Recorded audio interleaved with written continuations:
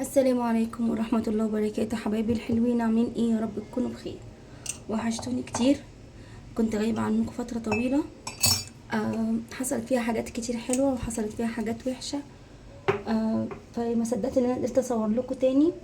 هو تحسوا ان انا كمان صوتي مش زي الاول، او مش عارفة، مش حاسة ان انا راجعة زي الاول، بس حاسة ان انا عايزة اصور معاكم. بصوا، انا هعمل الفيديو ده. لو طلع الصوت كويس والفيديو كويس اوكي هنزله لكم زي ما هو. لو طلع الصوت فيه حاجه همنتجه تاني، وان شاء الله منتجه بطريقه تكون احسن. خلاص، لاني حاسه ان انا مش عارفه اتكلم قوي، لاني غايبه عنكم بقالي فتره طويله، حاسه كاني لسه بصور لاول مره.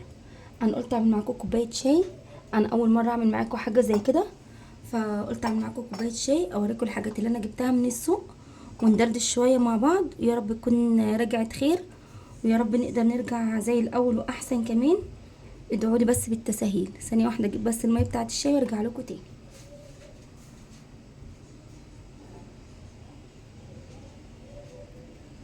بصوا، انا بحب اعمل الشاي في الكنكه دي، مش بحب اعملها في البراد او في الكاتل. مش بفضل استني. مش بفضل بتاعه الكاتل قوي، علشان بحب الميه تبقى مغليه على النار اكتر. تمام كده، انا هسيبها تبرد. انا كده كده بشرب الشاي مش سخن قوي، بس برضو مش بحبه بارد قوي. تمام، هنركنها على جنب ونشوف الحاجات اللي احنا جبناها من السوق. انا هنا جايبه معايا باميه. الباميه دي انا جايباها ب45 جنيه. بسم الله الرحمن الرحيم. استنوا معايا، انا بصراحه بزهق من فتح الشنط وانا بحب اقفلها، لاني لما ما بربطهاش الحاجه بتتنطور في الشنطه الكبيره. بص، انا جبت باميه، كانت في واحده معاها باميه اصغر من كده، بصراحه كانت جميله جدا، بس كانت في اول السوق. قلت ادخل اجيب الحاجه وارجع اخد منها عشان ما اشيلش الشنطه تبقى تقيله على ايديا. عبال ما خرجت كانت ما شاء الله كانت كل اللي معاها اتباعت. كانت اللي معاها كلها صغننه كده، انا اصلا بحب الباميه صغننه كده. كانت كل اللي معاها صغننه كده، ما كانش فيها كبيره. عبال ما خرجت كانت اتباعت. كانت بتبيع كيلو ب50 جنيه. دي اكتر حاجه لقيتها قريبه شويه ومقاسها صغير، فيها كتير قوي صغير. دي ب45 جنيه، بس فيها كام واحده كبار. لو انا لقيت الكبيره كده مثلا، ممكن دول هاخدهم هعملهم ويكا. تمام، احنا بنحب الويكا جدا. واخد الباقي الصغير ده هقمعه واعمله طبيخ. خلاص كده. اللي عامه هو الخضار في الست مش اكتر حاجه، بس انا الحمد لله النهارده قدرت اشتري شويه حاجات. انا بقالي يمكن من اخر فيديو مشتريات معاكم انا ما رحتش السوق اللي انا كنت بروحه. بيهدوا فيه وبيشيلوا فيه، فمعرفتش اشتري، ما بقيتش اعرف اروح السوق، فبطلب كل حاجه بالتليفون. وهنا في كام خضري في الشارع وانا جايه من الشغل، بعد اجيب حاجات بسيطه، طماطم، بطاطس، بس اللي هي الحاجات بتاعه البيت. بس كان بقالي كتير قوي ما رحتش السوق. خلاص، فدي الباميه. انا هاخد الكبيره دي كده زي ما احنا شايفين، هنعملها ويكا، والصغيره دي زي ما قلت لكم انا هقمعها واعملها.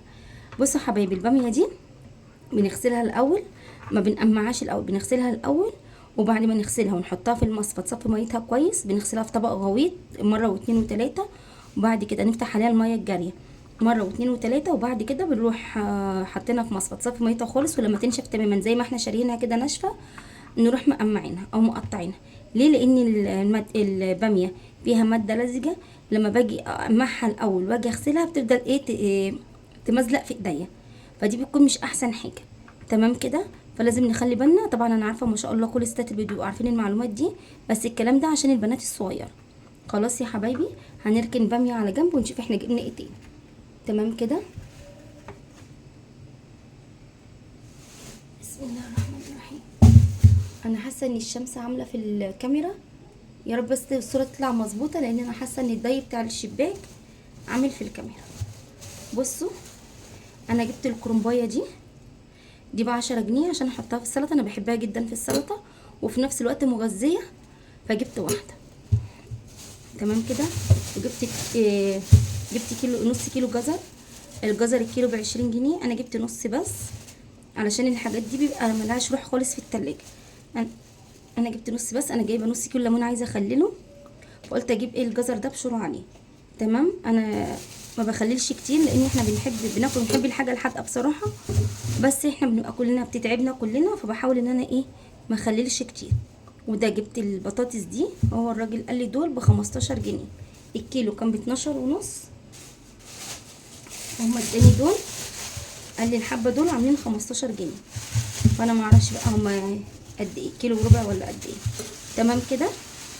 برضو انا في الصيف ما بجيبش بطاطس كتير، انا في الصيف يا دوب بجيب بطاطس كيلو بكيلو على قد الاكل، لاني اولا البطاطس مش بيبقى لها روح، ثانيا مش بتكون احلى حاجه، يعني ممكن تبقى البطاطسيه معايا حلوه كده وكل حاجه، وعبال ما اجي اعملها من جوه بلاقيها من جوه مش احسن حاجه. فعشان كده انا بجيب كيلو كيلو، ولما يخلص بجيب غيره. تمام كده. وجبت معايا خضره، دي اللي بسم الله الرحمن الرحيم، دول التلات ربط ب10 جنيه.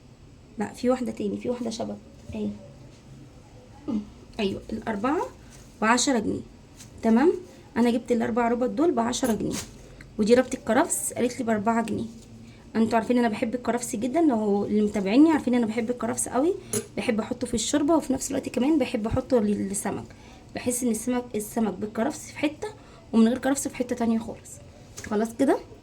وجبت كمان بسم الله الرحمن الرحيم، وجبت كمان معايا ده ربع كيلو فلفل هريسه.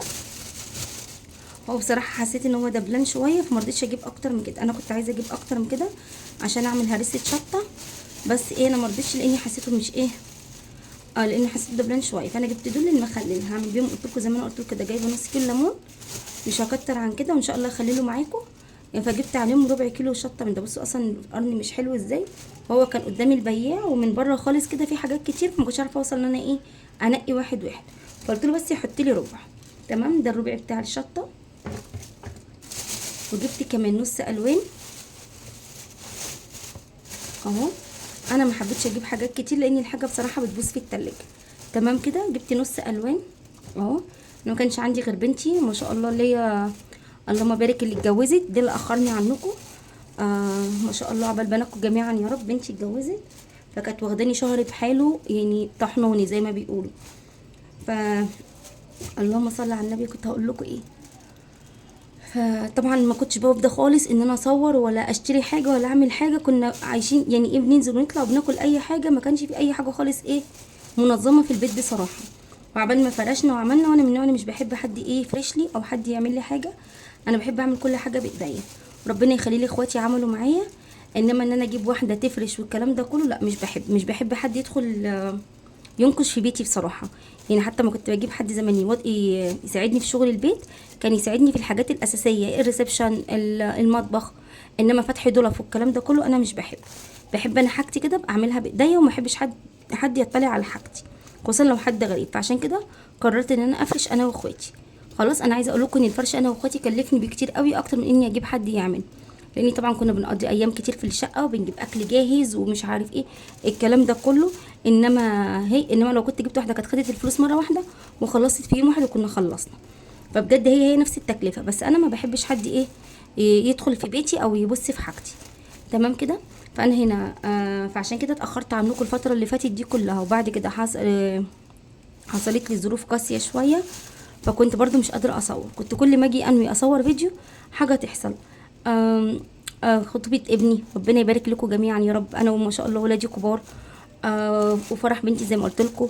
وبعد كده حصلت بنت خالتي توفت، وكانت عزيزه على قلبي جدا، يعني كانت اختي ما كانتش بنت خالتي، فكانت حاجات كتير قوي كانت قاسيه، كنت كل ما اجي اصور حاجه تحصل. فالحمد لله على نعم ربنا، والحمد لله كله خير من عند ربنا سبحانه وتعالى، الفرح خير والحزن خير وكل حاجه خير من عند ربنا. بصوا بقى، انا طولت عليكم في الرغي بتاعي شويه، بس فعلا انتوا كنتوا وحشني.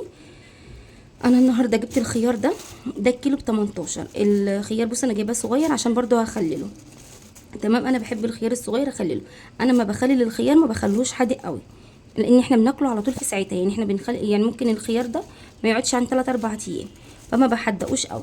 عشان ايه، انا عندي ما شاء الله عليهم بيفتحوا البرطمان وياكلوه كانهم بياكلوا فاكهه من التلاجة. فجبت الكيلو ده، انا جايبه كيلو واحد بس، انا قلت لكم انا بعمل كميات قليله من المخلل، ما بخزنش مخلل كتير، عشان عندي الولاد ما شاء الله بيحبوا المخلل قوي، باباهم وانا، وده بيتعبنا كلنا. فجبت يا دوبك كيلو بس كده هخلله، ممكن اخلله معاكم ممكن النهارده او بكره بالكتير، لان انا عندي بصراحه شويه حاجات كتير قوي عايزه اعملها في البيت، بس انا قلت ايه عشان اغزي الشيطان زي ما بيقولوا وارجع تاني اصور. فعشان كده قلت اصور معاكم فيديو المشتريات ده. بصوا حبايبي اهو، ده الخيار اللي انا جبته. انا جايبه رفيع، انا بحب المخلل رفيع كده، بحب الخيار المخلل رفيع كده، انما لو هاكله بجيبه كده. شايفين الحجم ده؟ لو هناكله الحجم ده لو انا هخلله تمام كده، انا بحب رفيع قوي. انما لو هخلله هاكله ساعتها هعمل سندوتشات او اي حاجه، بجيب الكبير شويه اللي اكبر من ده وبقطعه شرايح. ده ما بياخدش ساعه في التخليل، مجرد ان انا بغسله كويس وبخلله عبال ما بخلص الوصفه بتاعتي اللي انا هعملها وبناكله على طول، بيبقى طعمه حلو جدا. بس بجيبه اكبر من ده شويه لان بيبقى لحمته قطره فبتدوب فيها الملح بسرعه. انما الناشف ده مبيبقاش فيه لحم كتير فبيغيب شويه عبال ايه ما بيستوي، وفي نفس الوقت لما لغايه اخر واحده بتكون مقرمشه ما بتتهريش مني. تمام كده ان شاء الله نخلله مع بعض. وجبت كمان ده كيلو بتنجان رومي. احنا قلنا الخيار كان ب 18، انما البتنجان بصراحه انا ما اعرفش بكام، السوق زحمه جدا وبسال هو مش بيرد. تمام كده، فانا جبت كيلو البتنجان الرومي ده. ده بصراحه ما اعرفش هو بكام، بس هو تقريبا ب10، كيلو ونص ب10 حاجه زي كده. انا شفته عند حد تاني كان كيلو ونص ب10 بس ما عجبنيش قوي، فانا مش عارفه ده ب10 ولا كيلو ونص ب10، الله اعلم. وجبت كمان ملوخيه. دي ملوخيه زي ما احنا شايفين ما شاء الله ورقتها كبيره وحلوه. دي ملوخيه التلات ربط ب10. الراجل قال لي التلات ربط ب10، قعدت اقول له 4، ما ردش عليا. وانا دخلت السوق رجعت خرجت تاني لقيته بيبيعهم 4 ب10. ماشي.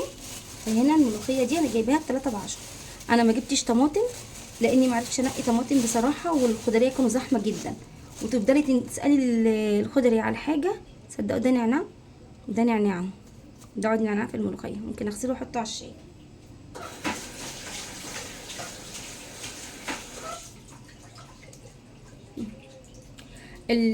تسالي البياع على الحاجه يغلبك عمال ما يرد عليكي. انا بالفعل نقيت بتنجان من عند واحد تاني ونقيت قطه وقعدت عماله اقول له اوزن اوزن اوزن اوزن لغايه لما بجد اتخنقت، رحت واخده بعضي وماشيه، سبت الحاجه ومشيت ما اشتريتهاش. لاني بجد حتى هما كمان مش بيردوا ومش وكانك بتكلمي نفسك، فانا بصراحه خلقي ضايق شويه فرحت ماشيه. تمام كده، دي الحاجات اللي انا اشتريتها خاصه بالخضار. ما جبتش بصل. انا عندي بصل هنا، وبصراحه البياعين في الشارع هنا انا بجيب منهم بصل. انا ما شاء الله عليا ساكنه في الدور السادس، وبنتي مش موجوده، فهي اللي بتشيل معايا الحاجه وتطلعها، فطبعا ما قدرتش اشيل اكتر من كده، فجبت الحاجات بس اللي هقدر اطلع بيها السلم لاني ما عنديش اسانسير. تمام، ولا عندي بواب ولا عندي حد يطلع لي الحاجه، فاضطريت ان انا اجيب الحاجه اللي على قد ما اقدر ايه اشيل بس. استنوا بقى هوريكم انا جبت ايه كمان ونختم الفيديو مع بعض.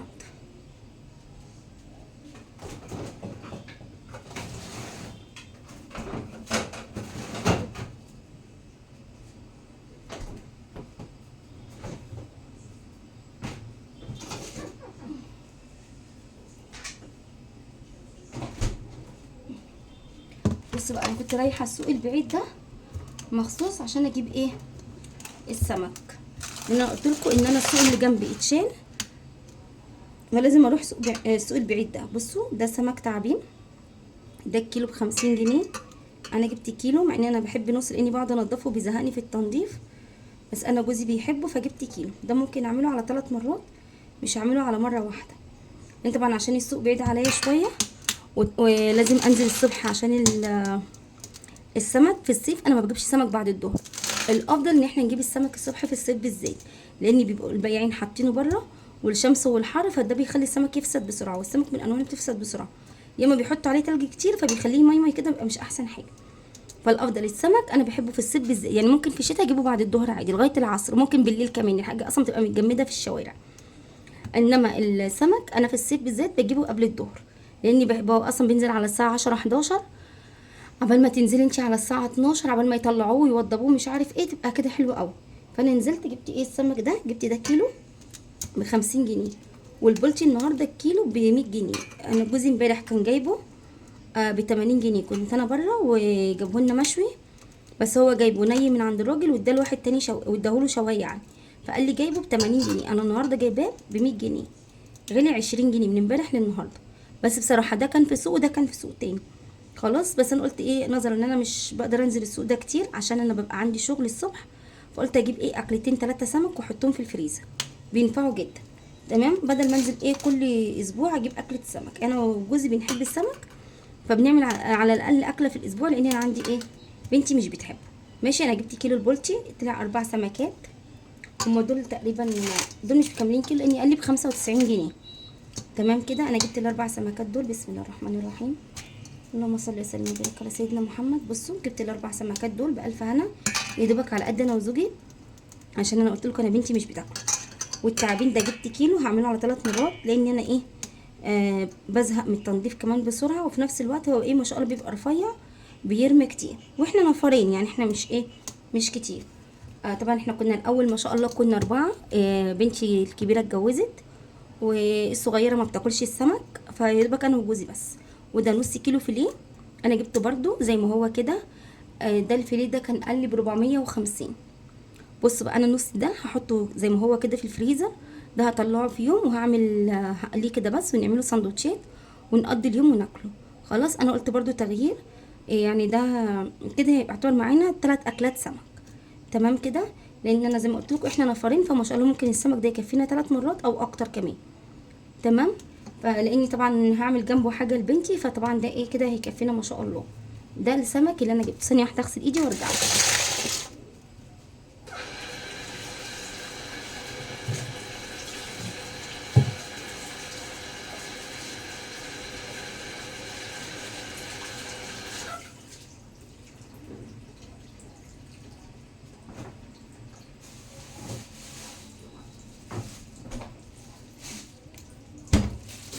لقيت في السوق كمان ده جزار عنده لحمه جملي، كنت بصراحه كان نفسي اجيب منه كبده بس ما لقيتش، فقلت له رحت جايبه نص كيلو مفروم.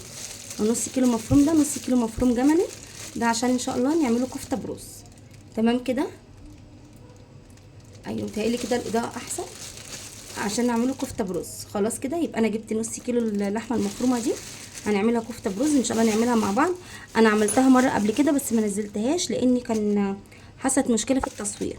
خلاص، فان شاء الله هعملها معاكم المره دي وهحاول انزلها لكم. تمام كده، يبقى انا هنا دي الحاجات اللي انا جبتها النهارده، ما جبتش حاجات اكتر من كده، ما جبتش فاكهه لاني انا زي ما قلت لكم انا ما بقدرش اشيل قوي.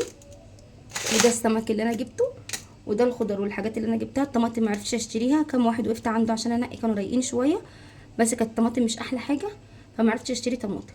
فهو ده كل اللي انا جبته. يا رب يكون الفيديو عجبكم، يا رب تكون رجعت خير ان شاء الله وقناتنا ترجع تاني. ما ينساش اللايك والشير وسبسكرايب للقناه، لان القناه بجد عملت ايه تراجعت تماما. عندي المتابعين بدأوا يطلعوا، ما فيش فيديوهات، انا تقريبا بقالي شهرين ما صورتش معاكم. فمن فضلكم اللي بيحب قناتي واللي بيحب يسمعني ويتفرج عليا، يا ريت يدعم القناه ويعمل لايك وشير وسبسكرايب للقناه ويشيرها لكل اصحابه عشان يدخل لنا متابعين جداد، وترجع تاني القناه تشتغل ونفسنا تتفتح على الشغل مع بعض. وان شاء الله انا هحاول الفتره اللي جايه ما اتاخرش عليكم تاني، وان شاء الله خير يا رب. نرجع نصور فيديوهات حلوه مع بعض ووصفات جديده وجميله. اسيبكم على خير، والسلام عليكم ورحمه الله وبركاته.